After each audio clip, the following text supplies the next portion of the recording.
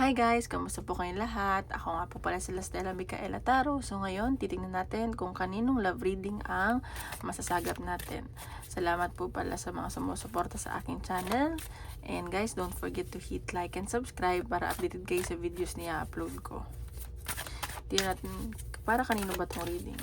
Guys, paalala lang ha, hindi lahat makaka-resonate. So take what resonate and leave what doesn't. Para kanino ba itong reading?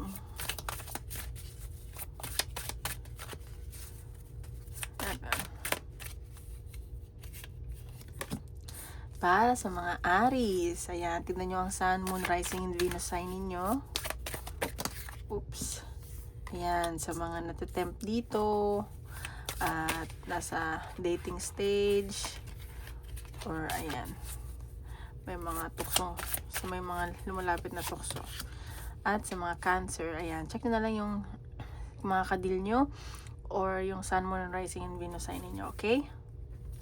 And Leo din daw.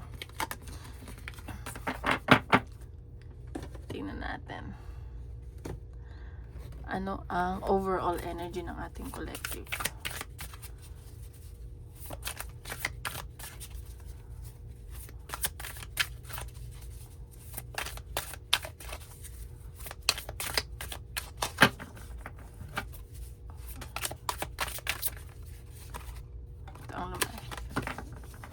Girl fight. So meron dito mga nagsiselos, may mga arguments kasi may pinagsiselosan, and meron dito nag-workout din, and sa nakita ko meron ditong babaeng pinagsiselosan kayo or yung person nyo.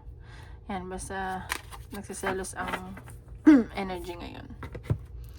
Okay, tingnan natin ano ang ipapakita sa ating love reading ng collective.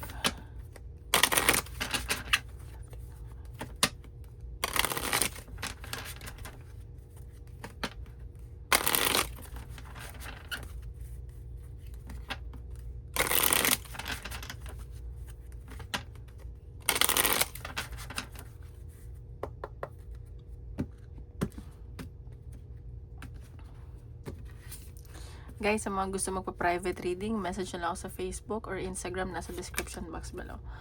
Okay, sa nakita ko dito, meron ayaw makipag-usap, walang communication, and pinuputo lang communication. Ayun o, so may umiiwas, ikaw o yung person mo. Siguro may mga may utang dito, and may mga kaibigan kayo na involved, and sa nakita ko may bata ding involved. And sa nakita ko dito, siguro yung mga hindi nagsasustento, hindi kayo sinasustentohan, hindi enough. Ayan, so ayan o, may nakita ko dito na parang yung support hindi siya parang tuloy-tuloy, hindi siya enough, ganun. Parang nagpe-play safe, nagbulag-bulagan, nagbibingi-bingihan, at meron dito na stress, nag-overthink, at nag-aalangan na dito sa connection. Parang ano lang, nagsistay lang dahil lang may mga anak na involved. Ayan.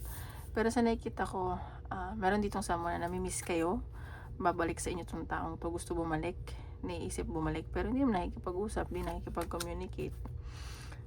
And sa nakikita ko, meron dito na yun nga, pinag-aawayan tungkol sa pera, ganyan, may mga na-tempt, tukso.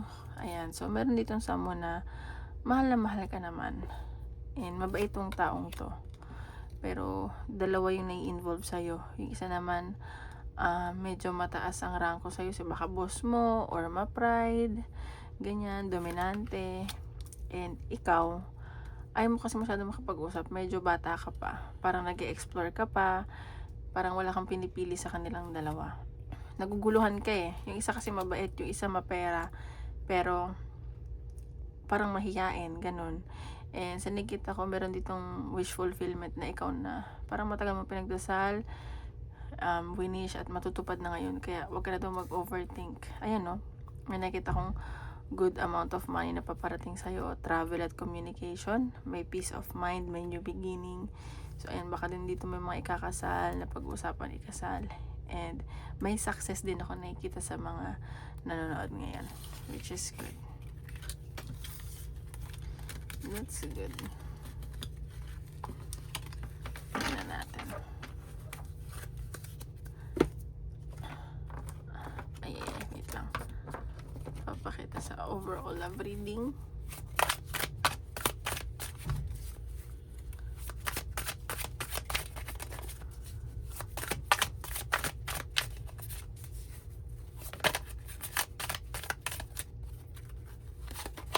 Receipts, evidence. So, meron dito na parang may malalaman kayo in the couple months or weeks, and parang magugulat kayo and magigilty isa sa inyo. Parang may expose ganun.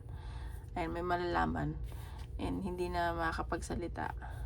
Parang ay nahuli na ganun. So, yan nakikita ko sa love energy. Heart to heart. So, meron pag-uusap dito. And sa nakita ko, ayusin nyo to. Meron kayong pag-uusapan na importante. Magiging honest kayo. And kailangan, may pagdidesisyonan kayong parehas na sa connection. And kailangan nyo pag-usapan to. Maging magpakatotoo kayo. And sa nakita ko kasi, kailangan kasi mag-date kayo ulit. Ganun. Parang kailangan nyo i-spice up yung relasyon ninyo. Ganon. So, ayan yung nakikita ko. Tingnan natin ano ang nafe-feel sa'yo ng person mo.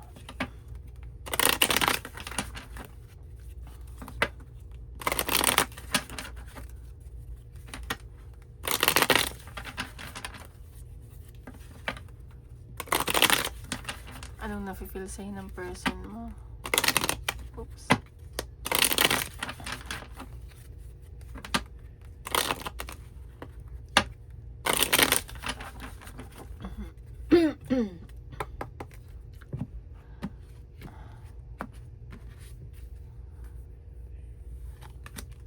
Okay, so itong person mo na feel niya na lumalayo ka sa kanya or siya tong lumalayo, parang may tinitignan pang iba, and sa nakikita ko, tinatry niyang ayusin yung relasyon nyo, tinatry niyang maging okay kayo, and binibigyan niya sa'yo lahat kahit may lumalayo na. And sa nakikita niya na parang nabuboard ka, parang nararamdaman niya na hindi ka masaya, and sabi ko nga, binibigay niya sa'yo lahat pero hindi ka nasasatisfy. Feeling niyang selfish mo. At sa nakikita ko, parang dinededma mo kasi siya. And he or can nakikita ka niya as someone na materialistic. Hindi naman sa pagiging materialistic. Siguro na feel ko dito, ikaw kasi galing ka din sa hirap and walang tumulong sa'yo and nandun ka na sa tuktok eh. So, iniisip mo na yung, syempre ang hirap ng buhay ngayon, iniisip mo yung stability mo, yung finances mo, yung career mo, at ano ka naman ngayon, parang stable na at gusto mo na mag-ipon, ganon. And sa nakikita ko, itong taong to may spiritual awakening at nakikita ka niya asama na hindi basta-basta, and nakikita ka niya asama na kahit na ganyan, mabait at may gusto niyang lumabas. May celebration ako nakita. And siguro na-feel niya may someone na umaano sa hadlang sa connection niyo. At na-feel niya na cold ka eh. Siguro stress ka rin. Ayan. Pero nakikita ka niya na masaya siya sa'yo sa feeling mo. And kung may mga anak kayo, masaya naman siya. And sa nakita ko, nag-i-imagine na din to kung may pamilya kayo or napag-uusapan nyo na magpamilya. Ayan. So, nakikita ko naman na mahal ka nitong taong to at alam naman niya na mahal mo siya. Very passionate kayo sa isa't isa. Ayan.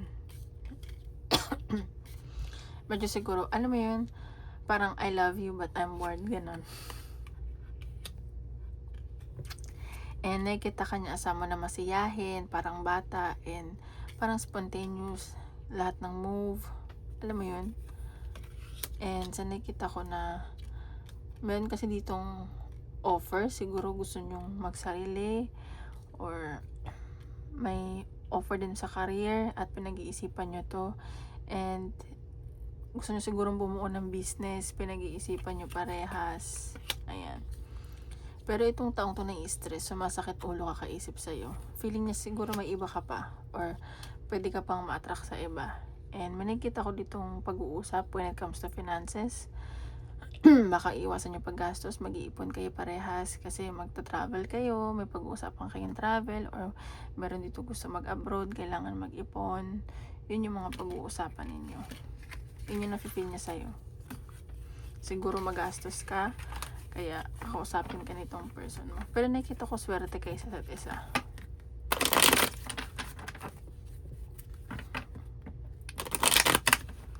Tingnan natin. Ano ang nafe-feel mo sa person mo?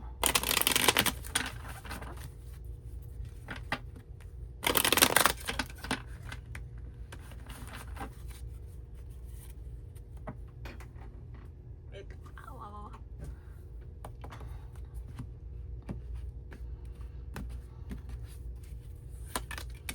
Okay, ikaw, nagpapakatalino ka, iniisip-isip mo na ito na ba talaga ang makakasama mo or dapat bang ipagpatuloy yung connection nyo.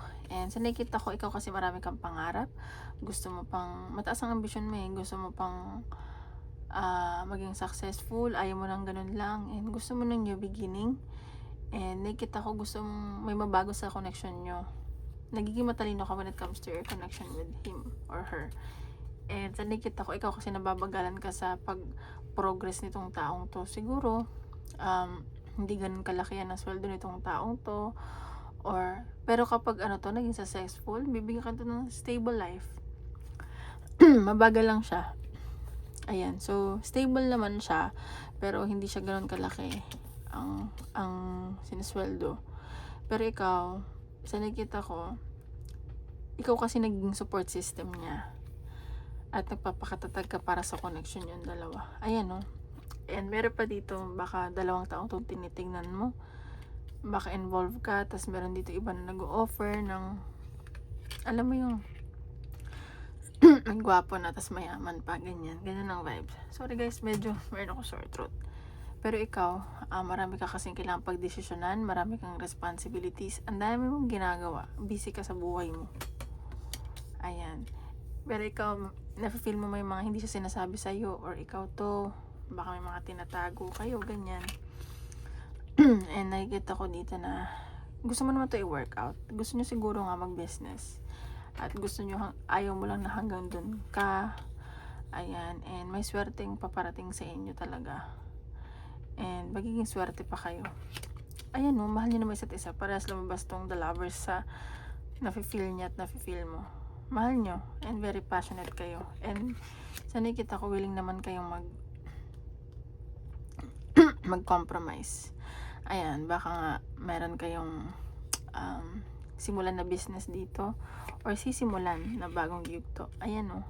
And nakikita mo din siya sa mo na gusto mo din mapangasawa at magiging maayos yung kaperahan nyo in the coming days and weeks and months. Ayun yung nasa-sense ko. Ayan, may malaking perang paparating sa'yo. Ayan, maging patient ka lang daw. Parang mabibigla ka. Hindi mo ina-expect na, ay, ganun pala yun. Okay. So, tingnan natin, ano ang blockages sa connection nyo. Ang blockages sa connection nyo.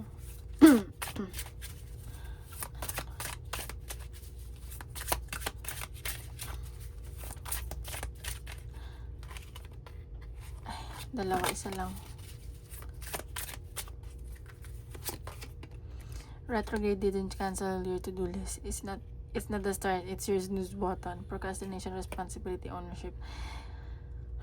Ang sinasabi dito, yung blockages, feeling ko, yung iba dito nagre-rely sa planets, sa tarot, ganun. And yung mga pagkakamali nyo, hindi nyo ino-own, like dinadedman nyo lang, ganun, which is hindi dapat. Kung nagkamali kayo, take responsibility and take accountability of it, ganun. Tingnan natin. Ano ba yan? Ano ang possible outcome or action ng person mo?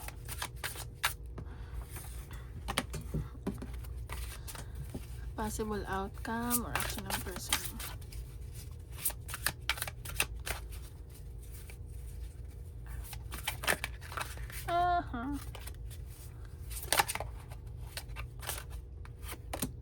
The Empress. So, sinasabi dito, itong person mo, ikaw na yung gusto niya mapangasawa. Parang ikakasal kayo. Nakikita ka niya na gusto ka niya maging nanay ng mga anak mo and perfect woman or man ka for her or him. And gusto ka nitong buntisin. Ayan, the devil. So, nakikita ko itong taong to. Magiging obsessed sa'yo, magiging seloso, ganun, magiging controlling, ayan, so magiging toxic, ganun. So mag-ingat ka lang. And sa nakita ko, parang mahihirapan ka dito. Kasi nga magiging obsessed siya, kasi gandang-ganda siya sa'yo eh, gusto niya, ano yun, baka mabaliw to sa'yo. Kasi ikaw ang dami mo din responsibilidad. Ayan, so may kailangan kayong pag-isipan, may mga babalansehan kayo sa finances, sa kaperahan, at sa buhay-buhay. Ayan o, so baka bigla ang may mangyari. Transformation, hindi nyo ina-expect. Magugulat na lang kayo.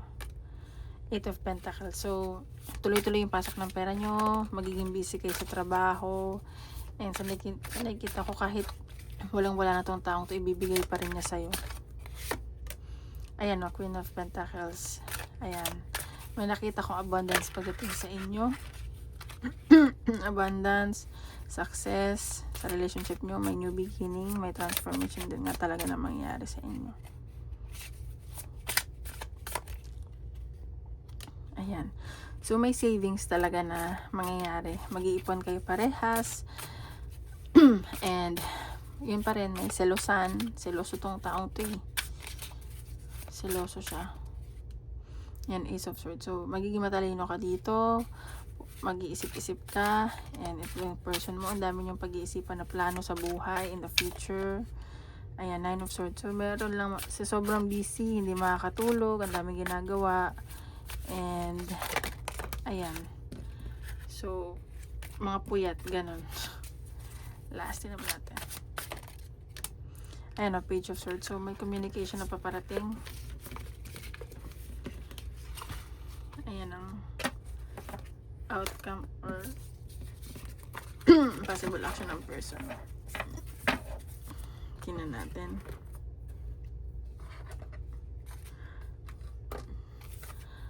Pa ang papakita sa inyong love life. Advice sa love life.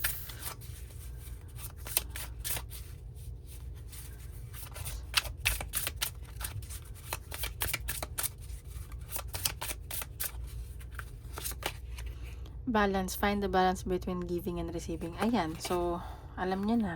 Maging balance kayo sa lahat ng bagay. Mag-compromise. Magbigayan kayo. Para laging happy-happy. Alam yun, hindi laging yung isa lang, ikaw lang, ganun. Dapat ganun naman talaga sa relasyon.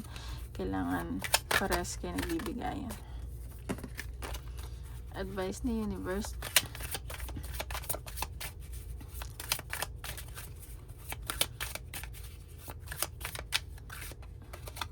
Deception. Someone is wearing a mask in this relationship. So, meron dito hindi nagpapakatotoo. So, mag-ingat pa rin kayo. Or ikaw to, hindi ka nagsasabi ng totoo. Ayan ang nakikita ko. So, ayan. Separation. So, baka meron ditong nag-break or mag-break. So, mag-usap lang kayo kung ano ba talagang dapat gawin. Anong message sa'yo ng person mo?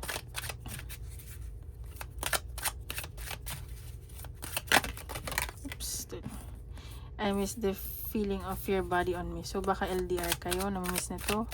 Or baka wala na kayong sexy time. Tingnan pa natin. I can imagine a life without you. So, ayan, hindi niya ma-imagine na wala ka sa buhay niya. So, when I can hold you again, I will never let you go. So, ayan, kung siguro nasa separation kayo at kung magbalikan kayo, hindi ka nito papakawalan. Ayan ang sinasabi niya. So, tingnan natin sa, ano naman, career or general reading. Career or general reading.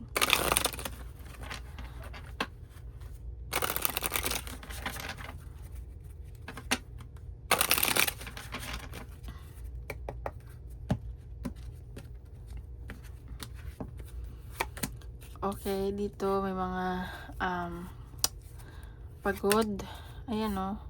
Feeling nila minamalas sila. May karmic, hindi makatulog, puyat, nag-overthink. Ano pinag-aalanganan nyo? So, ayaw makipag-usap, nagmamatigas, and baka meron kayong kinakausap, pero sa work, pero parang nabubwisit kayo ganun. Pero sa nakikita ko meron new beginning, kaya nangyayari yan, kaya may ending na nangyayari. Kasi may parating na new beginning when it comes to your career, love life, or sa trabaho, career, sa finances, ayan. So, trabaho, hindi ka masyado nakikipag-usap. Parang pagod ka kasi wala ka sa mood. Parang kahit kinakausap ka, ayaw mo. Ayan, pagod na pagod ka sa trabaho. Pero meron ditong kayo ng partner mo, nag-aalangan na kayo sa work, baka magka-work kayo. Pero ikaw, mabait ka pa rin eh. And marami nagkakagusto sa'yo. Kaso, sinasabi nila may karelasyon ka na daw. Pero, nai-stress ka kasi dito eh. Pero kahit nai-stress ka, mabait ka pa rin. And sa nakita ko may partnership naman. Ayan, so, may celebration na paparating. And sa nakita ko na pagod lang ang nakikita ko energy dito. Yun lang ang nakikita ko as of now. Tingnan natin ang advice ni universe.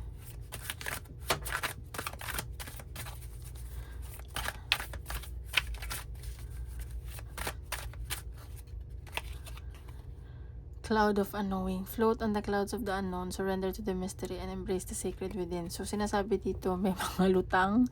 Kung lutang man kayo, hindi nyo alam kung saan kayo pupunta or ano bang mayroon sa inyo in the future. So, nakikita ko na surrender nyo lang kay universe. Kung hindi nyo alam, kung magiging successful ba yung mga plano nyo. Baka yung iba dito gusto magsarili or pupunta kung saan. Ayan. Tingnan pa natin. Ano pang paparating sa inyo?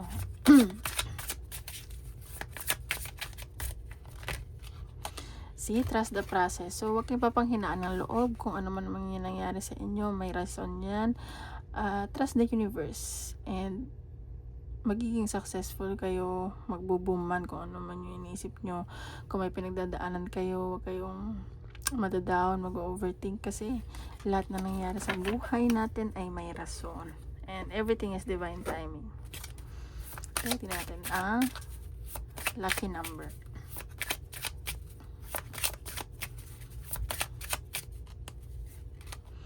111. Your thoughts are manifesting rapidly. Trust in divine guidance and stay focused on your goals. So, ayan, 111. And ang ibig sabihin nito, ina-align kayo ng universe. So, kung ano man yung na-manifest nyo, pinagpipray nyo, paparating na yun. So, mag-trust lang kayo sa divine at mag-focus kayo sa goal ninyo. Okay? So, ayun lang guys. Maraming salamat po. Don't forget to hit like and subscribe para updated kayo sa videos niya upload ko. Bye-bye!